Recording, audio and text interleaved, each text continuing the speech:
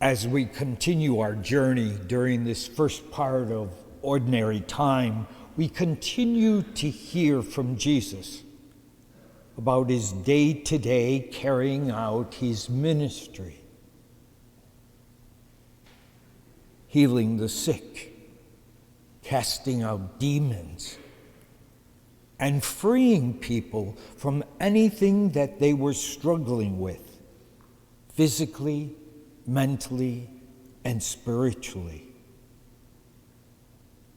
In fact, as Christians, it's always refreshing and assuring to see how that early Christian community in the time of Jesus lived out its call, and for us to reflect on how we imitate that call today. We also get to hear the great Christian witness of St. Paul going place to place to minister the gospel message. And there's one gigantic question I ask myself over and over again is, how did they keep up the momentum? In this particular instance of today's gospel, we witness Jesus at the synagogue, and then moving into the house of Simon and Andrew, where Simon's mother-in-law was ill and in poor health. That synagogue in Capernaum is no bigger or distance between where Deacon Paul is seated to the terrazzo floor. It's very small. The whole town of Capernaum could probably fit in this church. So it's very small. And yet, Jesus heard about the mother-in-law. And he went immediately, and he cured her. The question you and I have to ask ourselves today is, who do we take our troubles to? Who do we have faith that can change those situations? Jesus' disciples freely brought their troubles to him because they found him ready and able to deal with any difficulty, affliction, or sickness that they encountered. When Simon brought Jesus to his home, his mother-in-law was instantly healed because Jesus heard Simon's prayer. And this is what led people of the town to bring all of those who were in need to be graciously touched by Jesus. And we're told that Jesus was moved and that people kept coming to him, but he knew that he had to go further to continue that public ministry.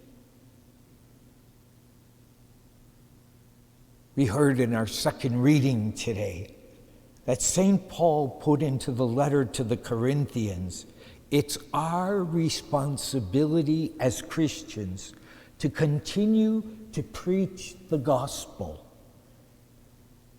to be all things to all people, and to ensure them the opportunity of salvation.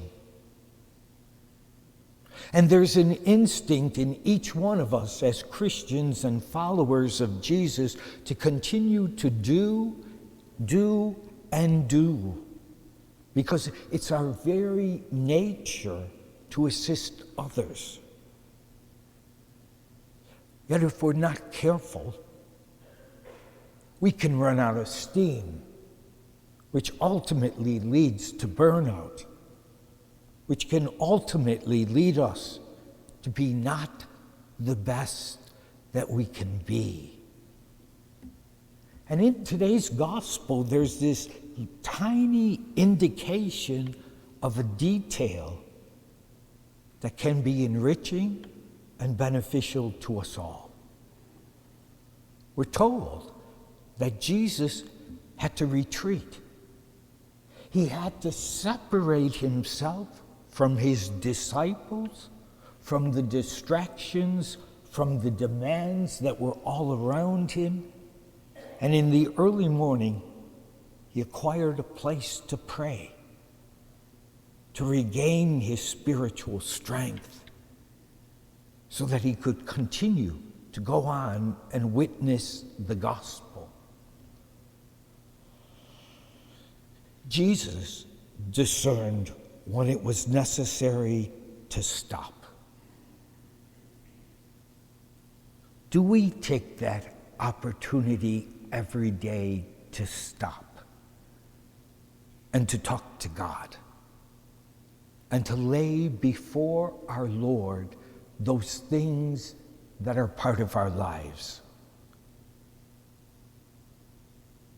Do we take time every day to review our lives, possibly just before we go to bed, with that examination of conscience, to see how we have been witnesses to Jesus?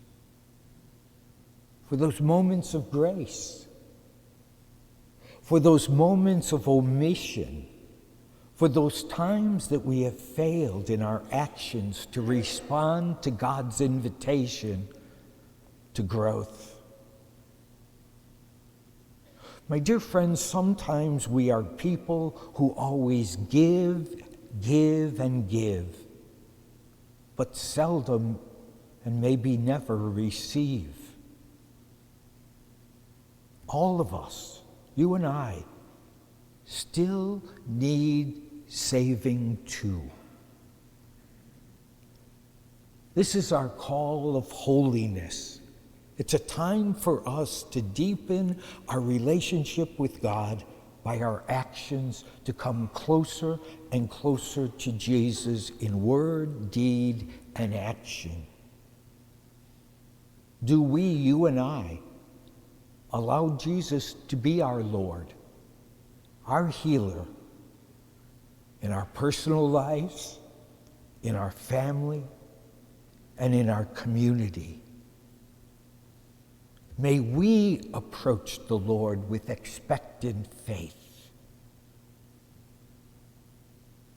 God's healing power is there to restore us, not only in health, but even more powerfully to help us live out our service and our care for one another.